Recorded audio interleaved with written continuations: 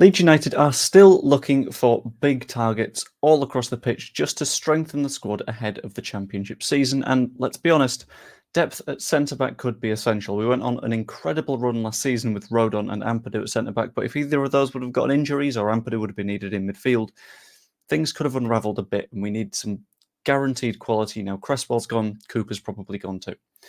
And the Whites finally have a price tag for a pretty big target that can do a very good job. I've just realised I've been looking at the wrong camera, but Leeds United are currently pursuing a £4.2 million target who could absolutely change the season if we sign him.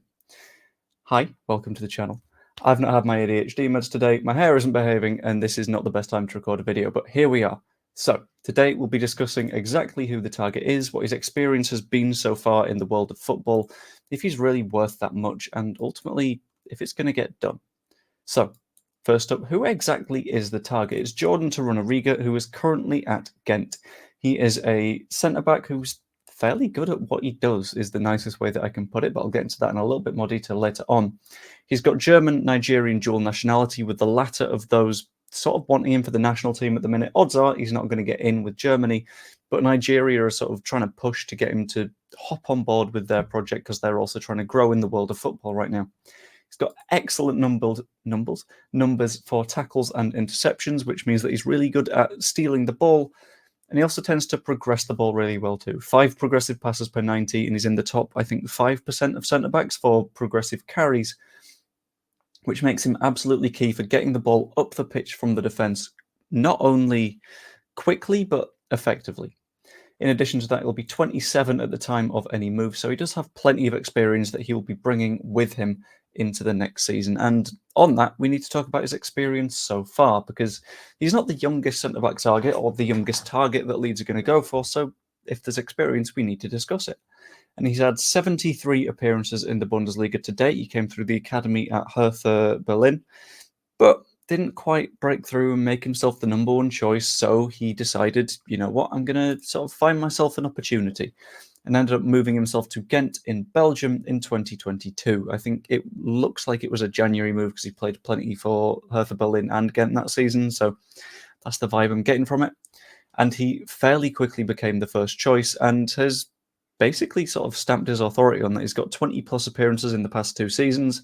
The Jupiler A-League does not have that much football in it because there's not that many teams in Belgium. So he is very much a key part of that Ghent squad. He's got the occasional injury in him, but he plays well when he's playing, and he plays to a very, very high standard. One of the main questions that people are asking, however, is he really worth that much? I mentioned that £4.2 million price tag at the beginning, but a lot of people aren't entirely certain of what his value is, because after all, it's the Belgian league. It's really very difficult to work out what someone's value is, because it's quite hard to work out where it stands compared to the rest of European football. But from what I can tell, £4.2 million is a very, very decent price for this centre-back. He does everything to an incredibly good standard. I'm going to see if I've still got that FB Ref page up. Yes, I do. Fan Dabby Dozy. Look at me being prepared. Oh, ADHD is a bastard. He's had a more than average number of passes for centre-backs, more than average progressive passes, top 5% of progressive carries. Progressive passes received he's really good at as well, so he's happy himself to get up the pitch.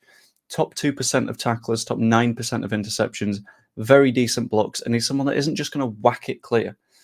He's like the 19th percentile when it comes to clearances.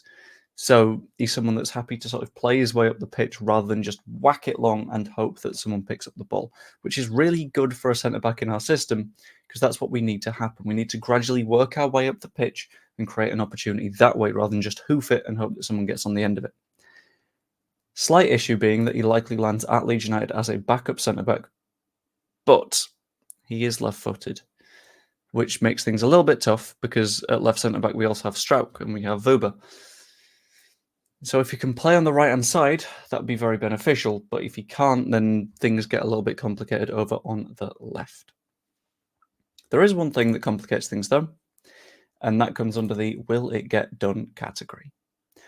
There is lots and lots of reported interest from Monza, for example, from Serie A, but apparently that isn't an issue. They've been priced out. They only want to pay at most €3.5 million. He's budgeted at around €5 million, which rounds down to £4.2 million, so they're priced out of the conversation. Brilliant, Monza, not in the discussion. However, other clubs being involved in the conversation makes it a little bit tough. That includes Hoffenheim, who are rumoured to be considering the move, definitely keeping an eye on him and sort of hoping that they can pick him up, which would be a pretty good signing for them because Hoffenheim seem to have a decent core of a squad but need to keep growing, in my opinion. And in addition to that, there is some more trouble from the Premier League. Specifically, West Ham and Palace are both keeping tabs on him, which is a worry because both of those sides are looking reasonably promising. West Ham, new manager. Palace looked fairly decent under their manager and looked like they were very much going to grow into it and hopefully push forwards to become firmly top half next season. And we know that price is not going to be an issue for them. They're not going to have a problem with paying 4.2 million quid, where interest from Monza sort of died out at 2.8-ish. That's not an issue for them. Thankfully, their interest seems to be not so solid. It looks like they're more of a keeping tabs on it. If something else falls through, maybe we make a move for Jordan Torunariga. But that makes things a little bit easier for us, I guess. But them being in the conversation at all makes things a challenge because he could just want to wait to see what he gets at the end of the window. The big question that I had, though, was, is this move going to be right for us? That's ultimately what you need to ask with any football transfer. Is this move going to benefit Leeds United in the way that we need it to help us push for promotion? And I'll be completely honest, I don't know. That's something that I've always liked to say on this channel. If I don't know something, I'm happy to admit that. Because I feel like we're already fairly stacked at left centre-back. Whilst, in terms of pure price, the price tag, fine, not a problem. We can probably do £4.2 million, especially if he's a player that is going to get a decent enough number of appearances and show up from time to time and perform. But for me, the question is more one of squad balance. You're looking at the squad, you're thinking, we've got Vuba, we've got Strauch. If we add Torunariga, that's 3 people who can play at left centre-back, and then at the other side, you've just got Joe Rodon.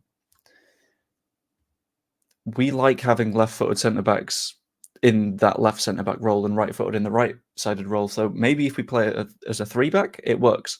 He is a fantastic signing if we can make him fit, but in my opinion, that if is doing a lot of work.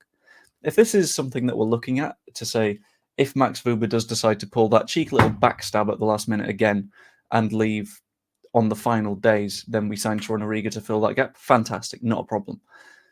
But if it's not that, things get very, very complicated. I'd prefer us to look at someone who focuses on the right-hand side and can give us a little something there instead. But, as always, that's just my little opinion. So let me know what yours is in the comments below. Let me know what you think on Torunariga, the signing, what we really need. If you'd make this signing, like, subscribe, all that fun stuff. Even become a channel member. It's only 99p, and all that money goes to Prostate Cancer UK for the charity work that I'm doing this coming weekend. That'd be hugely appreciated. Hope you enjoyed the video, and I will see you later. Ta-ra. This video has proven that I need my meds more than I realised. See you later.